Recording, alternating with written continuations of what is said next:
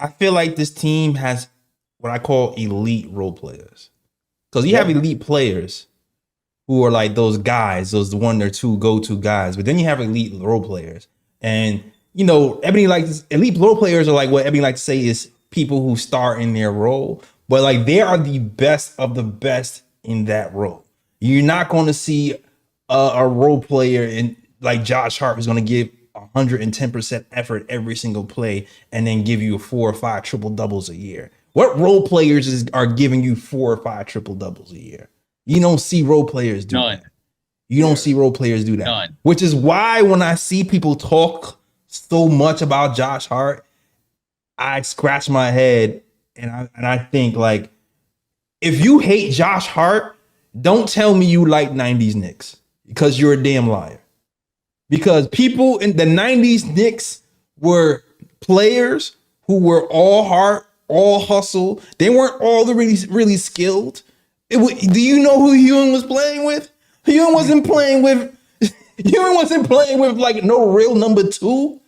He was playing with like John Starks and Oakley. They were playing with hard-nosed, beat-em-up role players. And that's what Josh Hart is. So you're gonna tell me you don't like Josh Hart. You can't say you don't like Josh Hart, but you like the 90s Knicks. Those two thoughts cancel each other out. It's contradictory. You know, that's funny you say that because I said the same thing about Josh when he came here and people was questioning why he was here in the first place. And then I said the same thing when Dante came and people were questioning him when he came. I said by the end of the season, you're going to love him. This is what I was saying in the spaces. At the end of the season, in the off season, you're going to love him because he's just Josh Hart with a jump shot. Right. It's literally another Josh Hart with a jump shot. They're going to do any and everything to win the game. If that means pass the ball, they're going to pass the ball. If that means I had to take charge, they're going to do whatever the team needs them to do. And when you have multiple players like that, exactly, that's the recipe for a championship. I think one of the things that gets lost is a lot of the fans that are around our age or maybe even a little bit younger, they have not seen the Knicks go after a certain type of character, of person, someone who didn't depend upon to do all the dirty work, die for the 50-50 balls, take charges. Leon Rose, more so than trying to get a bunch of names on paper that are all past their prime, but look good. When you look at the bot store, he's getting guys that fit into a culture and a mentality. And that some of those guys might have deficiencies. They might be streaky shooters like Josh Hart or horrid shooters like Precious Achiuwa. But he's going to bring in guys that are going to bust their ass on every play. And we haven't had that type of positional archetype, a purposeful archetype in 30 damn years. So I think that's a new concept for a lot of Knicks fans. It's one that I'm still adjusting to because I'm so used to seeing names like Eddie Curry, Steve Francis, and Jalen Rose on this team when they're either past their prime or past their weight. Don't forget Antonio McDyess, even though he Antonio McDyess didn't make it to the season. Yeah, that's great.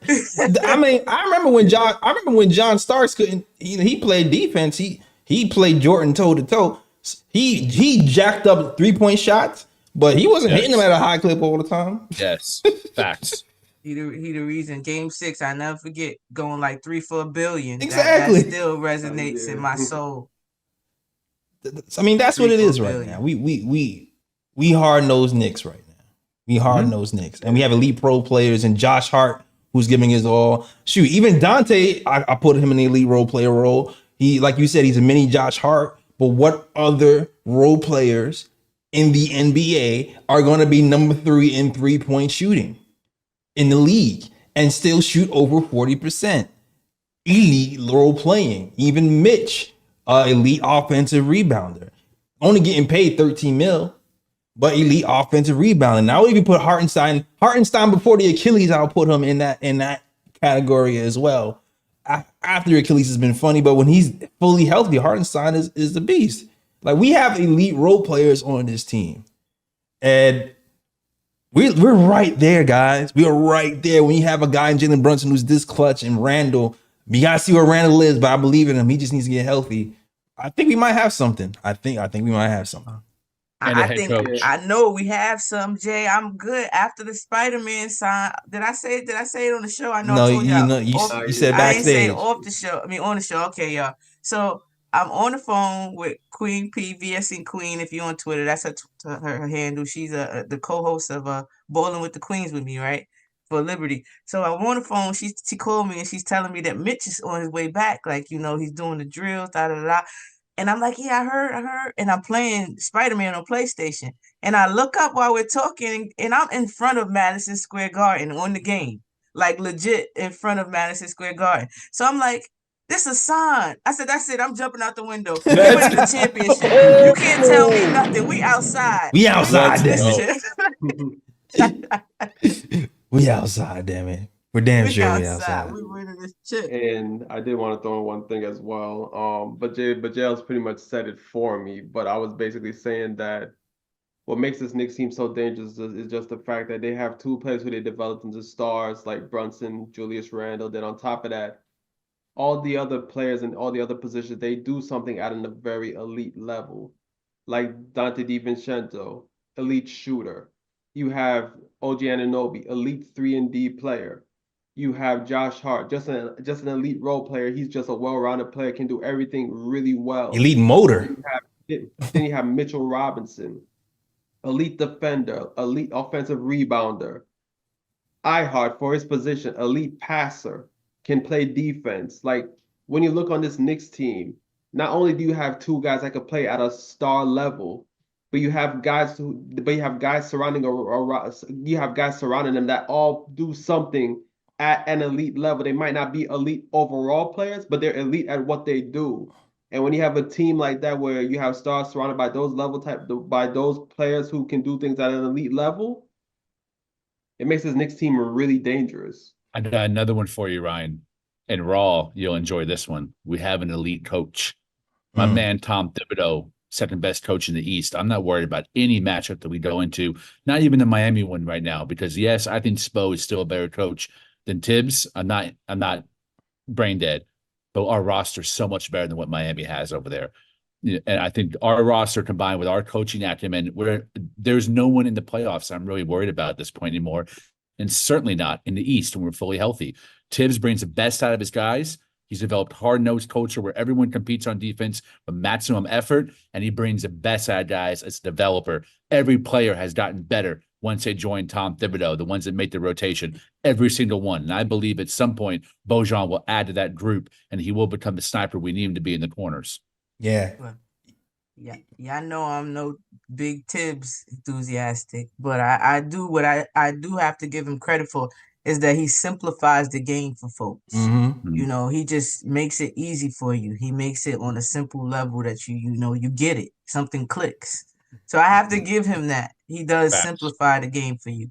And I see, I don't have I guess I did have beef with Tibbs because you remember one of my favorite players was Derrick Rose, so I followed Tibbs a long time, but he's growing. They say you can't teach an old dog new tricks, and sometimes he learns. My whole thing with Tibbs is when the old saying of pressure bust pipes, and when you're pressured, you go back to what what you're comfortable with. And sometimes what he knows and what he's comfortable with is not always what works. Really, like the freestyling part. But he's getting better. I see it. I see he's trying. I definitely see like him not playing Burks, not letting him jeopardize anything that's going on right now. Even when we thought he would be point guard Burks, but because Detroit Burks is still in Detroit, he like you just sit down, you sit down. But I respect it. I see he's trying. He has he's not gonna be perfect, but he is getting better. He is still getting better in my eyes.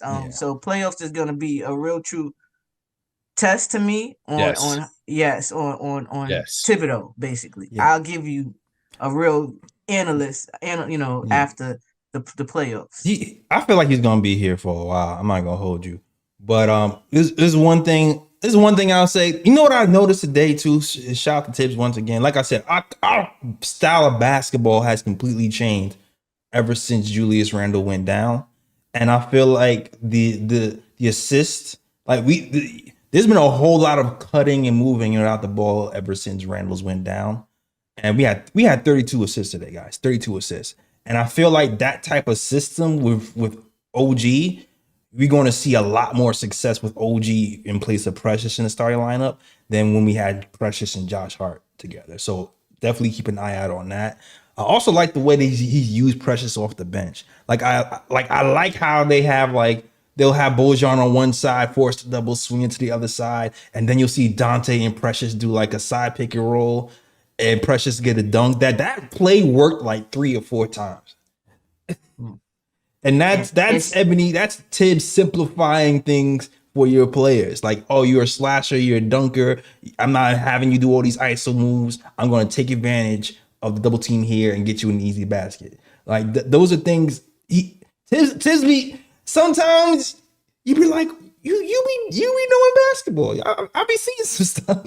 It's just when he be tibbing. No, when he be tibbing, I'm like, you bugging. Tibbs be tibbing. I don't like that when Tibbs be tibbing. Like, no, don't do that. But what he doing now, I like it. I like it. I like it. You got Josh Hart, who's small, but he come in handy. We gonna call him like Pikachu or something, Josh.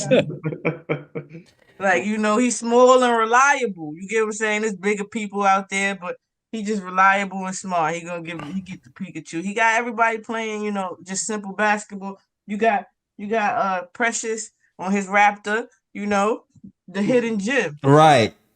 He the hidden gem. Like Mark, that's why that Mark Berman tweet. That was a bad troll job because yes, OG was hurt and not playing, but we just unlocked Precious. So who exactly? He was supposed to be the throw-in. You get what I'm saying? So now we got 2 players right now that are doing and OG's back who are doing work, and he didn't look like he left.